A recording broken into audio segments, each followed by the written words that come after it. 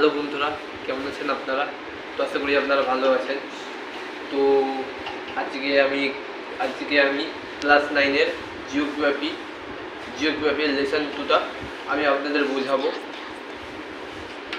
তো ভিডিওটিকে লাইক করবেন, চ্যানেলটিকে সাবস্ক্রাইব করবেন। আবর্তন গতি আর পরিক্রমণ গতিকে এটা আমরা আগে জানবো, ঠিক আছে? তো চলে আসুন খাতায়।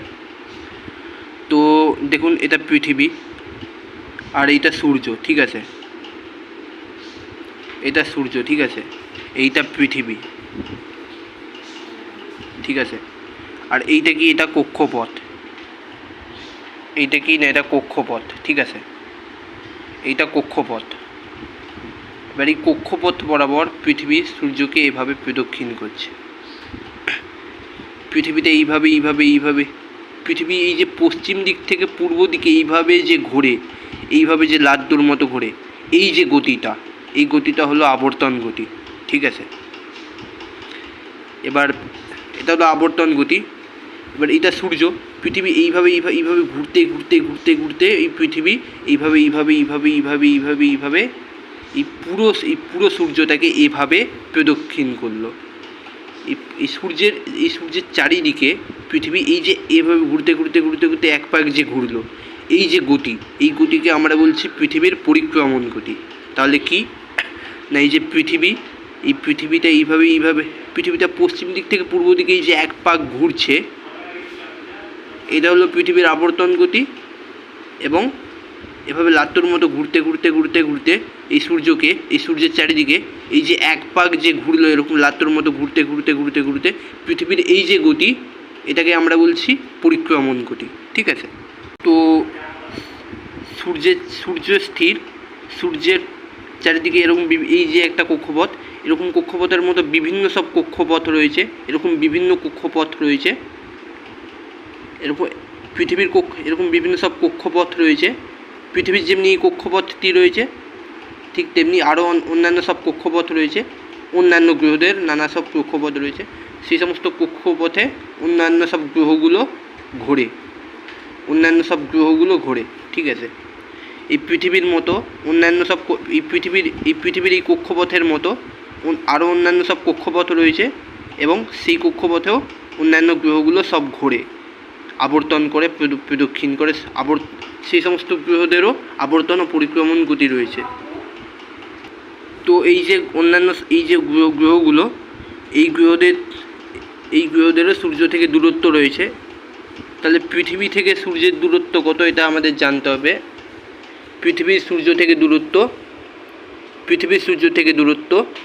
14.95 কিমি, 14.95 কোটি কিমি, ঠিক আছে? এই পৃথিবী থেকে সূর্যের দূরত্ব 14.95 কোটি কিমি।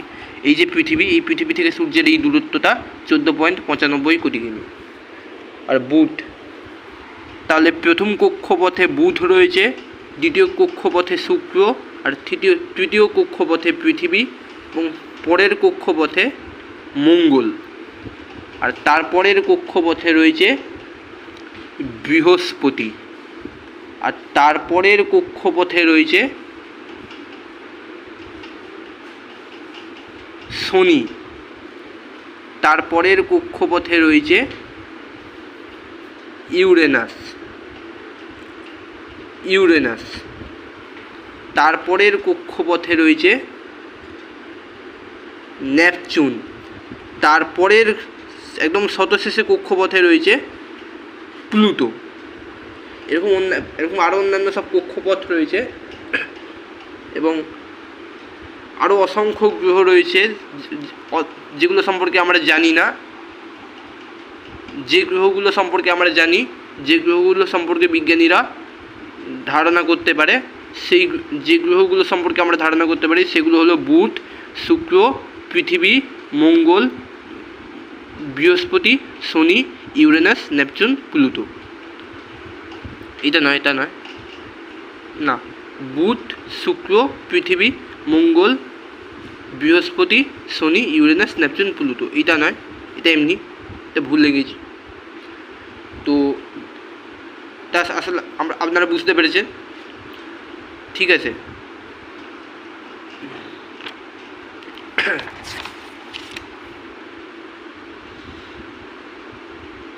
না, একটু ভুল লাগলাম। দেখুন এখানে একটু ভুল হয়ে গেল। এখানেও পৃথিবীর কক্ষপথে আমরা আরেকটি গ্রহ এঁকে ফেলেছি, এটা হবে না। এই যে গ্রহটি আমরা কেটে ফেলেছি, এটা এখানে হবে। ঠিক আছে, তো আবার শুরু থেকে রিপিট করছি, একটু ভুল হয়ে গেল। এখানে সূর্য রয়েছে, সূর্য, তারপরে প্রথম কক্ষপথে বুধ, দ্বিতীয় কক্ষপথে শুক্র, তৃতীয় কক্ষপথে পৃথিবী, চতুর্থ কক্ষপথে মঙ্গল, পঞ্চম কক্ষপথে বৃহস্পতি, ষষ্ঠ কক্ষপথে শনি, সপ্তম কক্ষপথে ইউরেনাস, অষ্টম কক্ষপথে নেপচুন, নবম কক্ষপথে প্লুটো। ঠিক আছে, এইটাই। এরকম আরও অন্যান্য সব কক্ষপথ রয়েছে, আরও অন্যান্য সব গ্রহ রয়েছে যেগুলো সম্পর্কে জানি না। ঠিক আছে, যেগুলো সম্পর্কে আমরা জানি না। ঠিক আছে, এইটা তো বন্ধুরা, এটা হলো আবর্তন ও পরিক্রমণ গতি। এই সমস্ত গ্রহদেরও পৃথিবীর মতো অন্যান্য সব গ্রহদেরও আবর্তন ও পরিক্রমণ গতি রয়েছে। ঠিক আছে, তো এবারে আমরা জানবো আবর্তন। পৃথিবী কোন দিক থেকে কোন দিকে আবর্তন করে, পূর্ব দিক থেকে পশ্চিম দিকে না পশ্চিম দিক থেকে পূর্ব দিকে? এর অ্যান্সার হলো পশ্চিম দিক থেকে পূর্ব দিকে আবর্তন করে। পৃথিবী পশ্চিম দিক থেকে পূর্ব দিকে আবর্তন করে। তাই আমরা কি দেখতে পাই না, আমরা এই পৃথিবী থেকে দেখতে পাই যে সূর্য পূর্ব দিক থেকে উঠছে, পশ্চিম দিকে অস্ত হয়ে যাচ্ছে। তোমরা যদি একটি ট্রেনে চড়ো, ট্রেনটি যদি মুম্বাই থেকে দিল্লি যায়, তাহলে গাছপালাগুলোকে তোমরা কোন দিকে সরে যেতে দেখবে? দিল্লি থেকে মুম্বাইয়ের দিকে না মুম্বাই থেকে দিল্লির দিকে? অবশ্যই দিল্লি থেকে মুম্বাইয়ের দিকে। তুমি যেদিকে যাচ্ছ, মুম্বাই থেকে দিল্লি যাচ্ছ, তার ঠিক উল্টো দিকে গাছপালাগুলো সরবে, দিল্লি থেকে মুম্বাই দিকে। ঠিক এখানেও ঠিক তেমনি পৃথিবী পূর্ব দিক থেকে পশ্চিম দিকে ঘুরছে। আমরা পৃথিবী থেকে কি দেখবো না, সূর্যকে, পৃথিবী যেদিক থেকে যেদিকে আবর্তন করছে, সূর্যকে তার ঠিক উল্টো দিকে সরে যেতে। পৃথিবী যদি পূর্ব দিক থেকে পশ্চিম দিকে আবর্তন করে, আমরা পৃথিবী থেকে দেখব যে সূর্য তার বিপরীত দিকে অথবা পশ্চিম দিক থেকে পূর্ব দিকে আবর্তন করছে। ঠিক আছে, এটা আমরা লক্ষ্য করতে পারবো। এই যে পৃথিবী ঘুরছে, পৃথিবীর এই যে পশ্চিম দিক থেকে পূর্ব দিকে উঠছে, এই আবর্তন গতি, এই যে পৃথিবীর আবর্তন গতি, তা আমরা বুঝতে পারি না। কারণ পৃথিবীর অভিকর্ষজ বল, পৃথিবীর কেন্দ্রের যে অভিকর্ষজ বল অথবা মহাকর্ষ বল, সেইটি আমাদেরকে পৃথিবীর দিকে টানছে, আমাদেরকে, বিভিন্ন প্রাণীদেরকে ও প্রত্যেকটি বস্তুকে, প্রত্যেকটি বস্তুকে পৃথিবীর কেন্দ্রের দিকে টানছে। ওই অভিকর্ষজ শক্তি ও মহাকর্ষজ শক্তি মহাকর্ষ শক্তি পৃথিবীর কেন্দ্রে রয়েছে। এবং এই মহাকর্ষ শক্তি বিভিন্ন প্রাণী, মানুষ, আমাদের অন্যান্য সব বস্তুদেরকে পৃথিবীর কেন্দ্রের দিকে টানছে। ঠিক আছে, ফলে আমরা পৃথিবীতে আটকে রয়েছি, ফলে আমরা পৃথিবী থেকে ছিটকে যাচ্ছি না। বাস যদি চলতে শুরু করে, তাহলে আমাদের শরীরগুলো তো, হাওয়াগুলো কী করবে? আমরা পেছন দিকে হেলে যাই। তো পৃথিবীর ক্ষেত্রে কিন্তু সেটা হয় না, পৃথিবী ঘোরার ক্ষেত্রে কিন্তু সেটা হয় না। বাস যখন চলতে শুরু করে, বাস যে চলছে, ওটা তো বাসের গতি। বাস যে চলতে শুরু করলো, এখানে বাসটা চলতে শুরু করলো, তা বাসটা চলতে শুরু করলো, বাসের মধ্যে যে সমস্ত যাত্রীরা থাকবে তারা হেলে যাবে, তারা পেছন দিকে হেলবে, সামনের দিকে ঝুঁকবে। কারণ কেন না, বাসের গতি রয়েছে। বাস যে চলছে, বাসের মধ্যে গতি রয়েছে।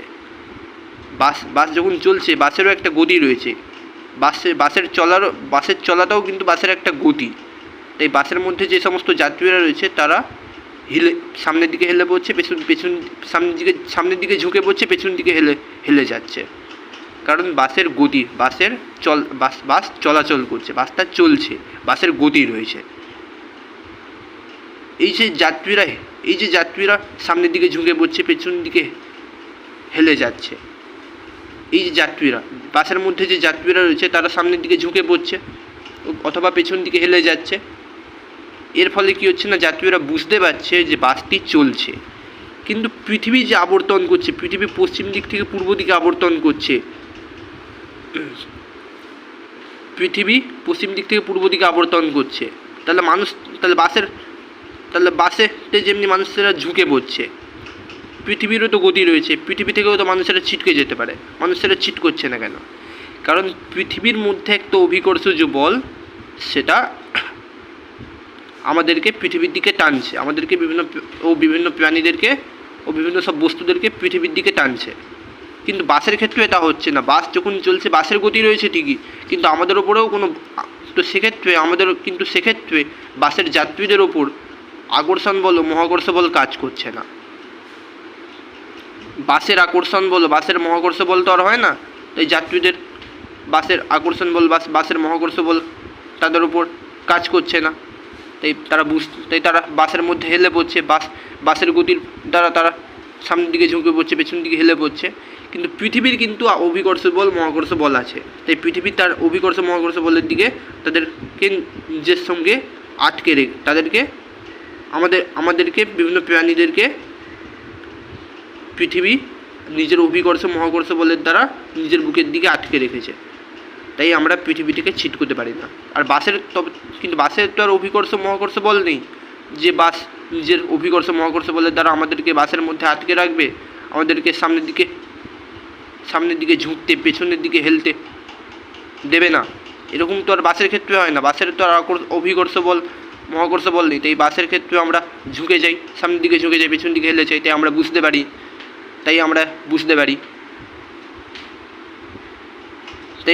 পারি যে বাসের গতি রয়েছে। কিন্তু পৃথিবীর ক্ষেত্রে অভিকর্ষ মহাকর্ষ বল আছে। পৃথিবী তার অভিকর্ষ মহাকর্ষ বলের দিকে, বুকের দিকে আমাদের টানছে, ফলে আমরা পৃথিবী থেকে ছিটকে পড়ছি না। তাই আমরা বুঝতে পারছি না যে পৃথিবী আবর্তন করছে। এইটাই এখানে বোঝানো ছিল।